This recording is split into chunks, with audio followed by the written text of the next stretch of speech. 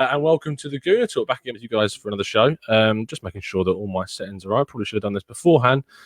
But it's all good. It's all good. So thank you for joining us on the Gooner Talk. Apologies for the setup. As you can see, I've lost basically all my normal surroundings because I'm on holiday. Not the only thing I've lost. Those that are following the Twitter feed, obviously, at the Gooner Talk TV on Twitter, I managed to drop my phone in the hot tub whilst on holiday, which is great, which means I can't do any of my normal stuff. I can't do the tweets. I can't do anything like that. So tweets have been limited. Haven't been able to tweet throughout the game, which you would usually have. But it's all fine. Insurance is claimed. Be getting a new one on Tuesday, and that means, of course, a tactical breakdown is going to be out for you guys later on in the week, probably Tuesday, Wednesday-ish. That you'll see that with me, Drew, and Graham. So that's going to be there for you guys. But thank you so much for those that are tuning in live and in the chat box as well. Thank you so much. I'm going to be talking to some of you. Hi, Tom. Hi, Wilson. Hi, everyone else. Ralph Casper, we've got. Correct says, how is your phone? It's not great, mate. It's really not great. Sean Lilly was first in. Thank you ever so much for joining us, everyone. We're going to do some reactions. We're going to react to you guys and what you guys are saying and get my reaction. So initially, obviously, first game of the season, it's always tough for us, especially. Getting 3 points in this game was going to be key. It was going to be absolutely massively important that we got 3 points on a winning start. We've had so many games in so many seasons in which we just haven't been able to get those 3 points. I remember the Aston Villa game. I remember the games against West Ham. And these games meant that ultimately we started off poorly last season. Obviously, Manchester City, very, very different. But not getting something off the first game just sets you off in a completely different way. And you're sort of already playing catch up from the beginning. And it's not something you want in a season in which we need to be finishing in that top four for sure. So we managed to get the 3 points. Now, how did we do that? Well, we did it in plenty of ways. Obviously, the main thing we can talk about is the goal that we scored.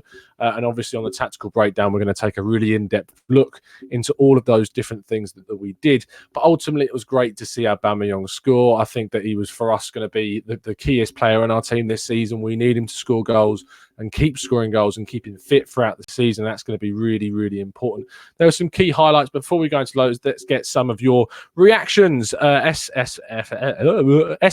says, happy with the 3 points. Definitely sure. Red Till I'm Dead says, happy with the 3 points, but the game was crap in general. Fair enough. Hi, Vincenzo. Nice to have you in the chat, mate.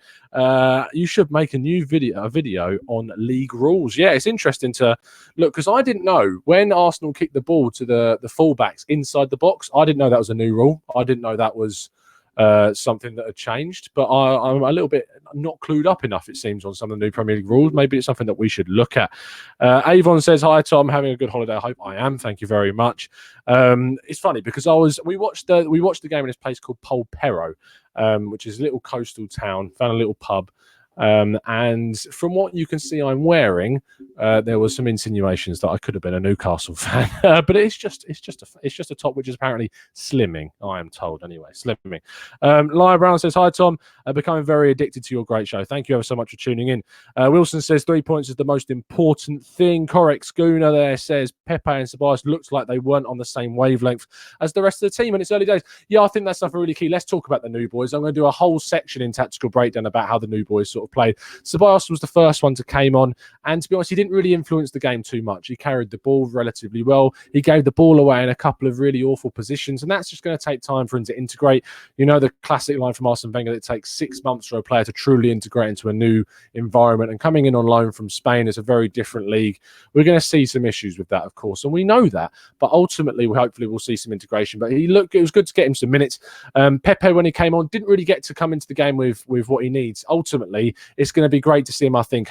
The biggest thing for Pepe is he needs to start in the Burnley game. He needs to be in a home environment, playing against a team where we need to take the onus towards them and getting the goals against them from as early as possible. And hopefully in a team with possibly Aubameyang on the left and Lacazette up top, he'll be able to get much, much more space. You've also got Ainsley Maitland-Niles in there who supported him really well in that position. Aubameyang supported him well, but he didn't really get to influence too much on the game. And there's probably big reasons for that. And we're going to talk about that in the tactical breakdown show. Let's briefly briefly talk about the final substitute, which was Gabriel Martinelli. I thought he came on, he looked hungry. I was really surprised he actually came on at all. Clearly, the manager shows a lot of faith in the guy and thinks he's someone for the future and someone that can actually impact on games. Now, he looked really, really energetic and exciting, and I like the way he took the game to Newcastle a lot. He was willing to get on the ball as much as possible, tried to play passes, tried to take on players, and that's really, really good signs from a player that's so young already. Chambers was solid, says Abito. Yeah, Chambers, the defence actually, if we look at a stat from last season, guess how many away clean sheets we managed last season. Now, most of you who've seen the stat will know this, but it was just the one clean sheet away from home all season in the Premier League last year, and we've managed to equal that record in our first game, and that was hugely important. Chambers and Socrates worked hard, they worked well. Ainsley Maitland-Niles got back. Monreal is probably the most defensive of our three first-team fullbacks, as well as Tierney and obviously Kolasinac, and we saw that. Didn't really get quite a position too much. The only issue I did have with the fullbacks is that I thought St. Maximin, when he came on, and Matt Ritchie and their fullbacks, Manquillo as well, were able to get in behind and get those crosses in quite easily. We need to get a lot better at shutting those down, and we're going to take an in-depth look at that, of course, in the Tactical Breakdown show. The Duff says the good result considering that's not our full strength team. Pommy says, hi, Tom from Taiwan. Was disappointed to see Willock come off. He was our best midfielder, but I'm happy with the 3 points and the fact we didn't concede. I actually think that Guendouzi had a really, really good game. Now, you might disagree, but I was watching him really, really eagle-eyed in the game because I noticed immediately from the kickoff that he was playing in this more free role. Xhaka, I thought, had a fairly poor game, in fact. Some of his passes were off. He didn't get into the game too much. He wasn't able to influence it with his crisp passing across the play. Lost the ball a couple of times, played some silly passes, but Guendouzi was really good in the middle of the park, took the ball to the opposition, dribbling into those spaces, finding those spaces, taking the ball in high pressure situations and actually recycling that ball and that play. And he did really, really well to do that. So I was very impressed with Matteo Guendouzi. Was surprised he actually started. Herrera was on the bench, and we knew that he wasn't going to play players that weren't 100% from the start. And that's probably why he got those minutes. But Torreira will come in, and for me, it should be Xhaka that gives up his place to Torreira. We should be seeing Guendouzi, Torreira, and Ceballos in the midfield very, very soon. But Willock was very, very good, and I was impressed with him. Dylan Chambers there says Guendouzi was very impressive and he was excellent, which I completely agree with. Purple Rain says Guendouzi looks great today, much more composure, better decision making, and his dribbling has improved for sure. Stuart Nicholson says 3 points is enough away. Enough for a away win. I'm happy. From Australia, thank you for tuning in, mate. Troy Jarvis says Chambers was solid. He definitely was. I enjoyed the back line. David Luiz was obviously on the bench, and I actually thought that in the future we'll see David Luiz and Socrates as a back too.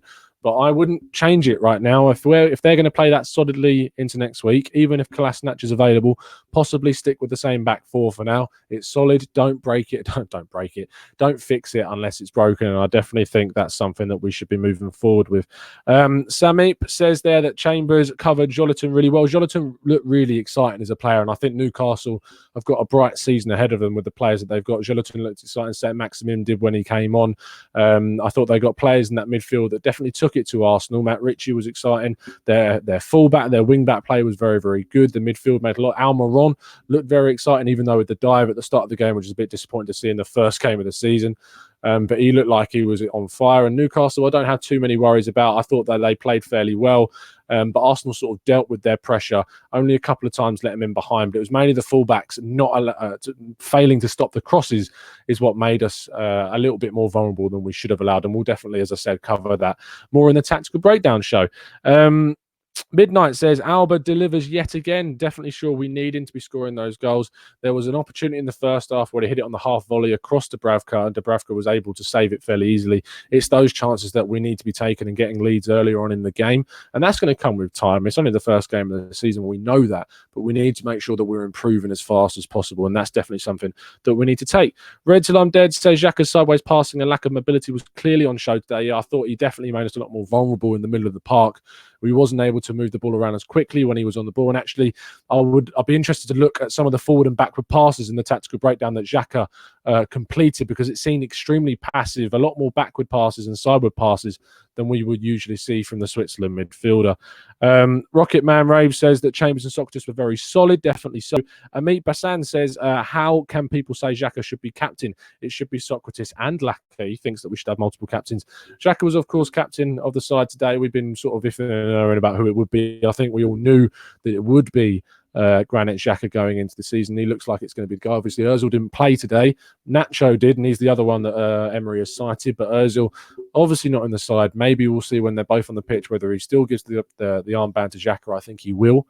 But is it the right choice? I think possibly you could have given it to Socrates, someone who's a leader. But obviously, he's not been in the team as long as Xhaka. But I thought he was disappointing, which is a shame. It's the only sort of downside over Xhaka. Manoj says there that Luis could come in and play CDM over Xhaka, which is an interesting point to make as well. Hasala says that Sabas tried a bit too hard, I guess. Yeah, he wanted to make a lot of a very hard impression, obviously, on the team. He wasn't really able to do it, though. Rao says, why is everyone hating on Xhaka? He is one of the best midfielders. I've backed Xhaka a lot of the time. I think that he's had good games, he's had poor games, and I've defended him to the hilt on many, many occasions. It was just sort of on this game where his weaknesses were definitely exposed. Under pressure, he didn't deal with it very well, and he laid off passes quite poorly. And his lack of running and speed and acceleration was definitely evident when Newcastle were able to hit us on the break very quickly. He got turned extremely easily. There were opportunities in that defence as well. That there were mistakes when they were easily not blocking shots or blocking passes when they should have been. And to me, the most frustrating thing about the attacking line, it's something that we're going to cover, is that we didn't play the passes, the incisive pass, the final ball quick enough. We were dawdling, we were hesitating, we didn't get those balls into the box or in behind. There was times where Pepe and Aubameyang and Willock and Nelson were making opportunistic runs behind the back line, and we didn't really find those passes. We either played a pass back or we held onto the ball for too long in a wing position when we could have played the ball in. There wasn't really any in-swinging balls into the box that we've seen little head-ons and nick-ons go forward, but it was a shame that we didn't do that, but ultimately we did get the win, and that was the most important thing. Stuart Nicholson's voice on the pitch, who do you pick? In terms of voice on the pitch, who do you pick? Xhaka does talk a lot, Socrates as well, for sure. I think Guendouzi actually speaks a hell of a lot during the game. I've heard him when I'm there at the Emirates as well. And he's not someone I'm worried about particularly. So Guendouzi, I think, is a big voice. But Xhaka and Socrates, I think, are the biggest two. So that's going to be interesting. Abram says, Pepe looks bright. I think once he gets adjusted, he'll be key outlet for us. He didn't really get to do what he wants to do. Obviously, Pepe, we know as a player, is someone that wants to cut inside as early as possible and try and influence the game by getting into the middle of the park, by shooting a ball across the box or into the near post of the keeper. He didn't really get to do that today. For whatever reason, he didn't get to do it, but he wasn't given the opportunity. He took one run down the side, took on a player, but Dummett obviously was covering very, very well when he got a foot to the ball and tackled him. And he wasn't really able to do anything else other than that. He didn't seem too energetic in terms of like wanting to get it as much as Martinelli did when he came on. But I think Pepe will definitely grow into this team and improve with the more minutes that he did. Man United are winning 1-0 apparently. That's interesting. I think that I really think Chelsea will struggle this season as a team. James Dennison says 3 points, clean sheet, away win is job done. Sets out nicely at the start of the season. If we can take 6 points, obviously, into the 2 games against Spurs and Liverpool, that's going to be a big, big platform for us to sit on. If we dropped points against Newcastle or if we drop points next week against Burnley, it's going to make the difficult start to the season worse.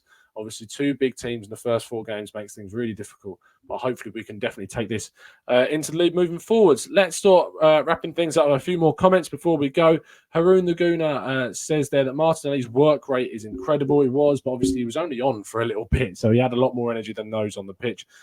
Crypto says there that Chambers was man of the match. I'm definitely going to take a little bit of focus on Chambers in tactical breakdown, so definitely make sure you tune in for that. Frank Gunn Solus says that Man United and Chelsea passing looks sharper than ours, maybe because of the rain, possibly so. I think the passing was okay. I think there were opportunities where our little interplays and our 1-2s worked, but there were some times on the pitch where it just didn't.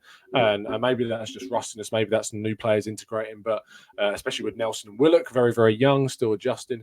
But ultimately, I thought we played well. We won the game. It was gritty. It was taxing. But we got the 3 points in the end, and that's what matters. Thank you ever so much for tuning in today for the Raw Reaction Show. These will be regular after every single game, as long as it's possible.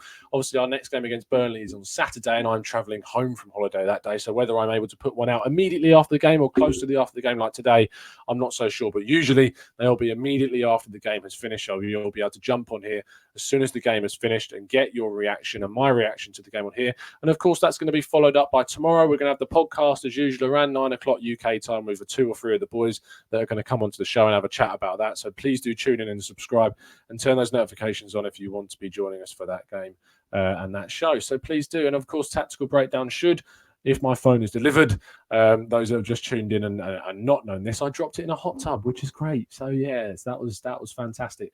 But hopefully it will be delivered for Tuesday, so we can get that edited and uploaded. And Graham and Drew, of course, will be sending in their videos and their highlights tactically for that game. So tune in for that. Subscribe if you're new. Like the video, please, if you've enjoyed it and enjoyed putting in your different sort of spin on this. But thank you ever so much for tuning in. I'll see you again very, very soon. And as always, up the Arsenal. We got 3 points. This is really, really good and a great way to start things. See you very, very soon. Bye.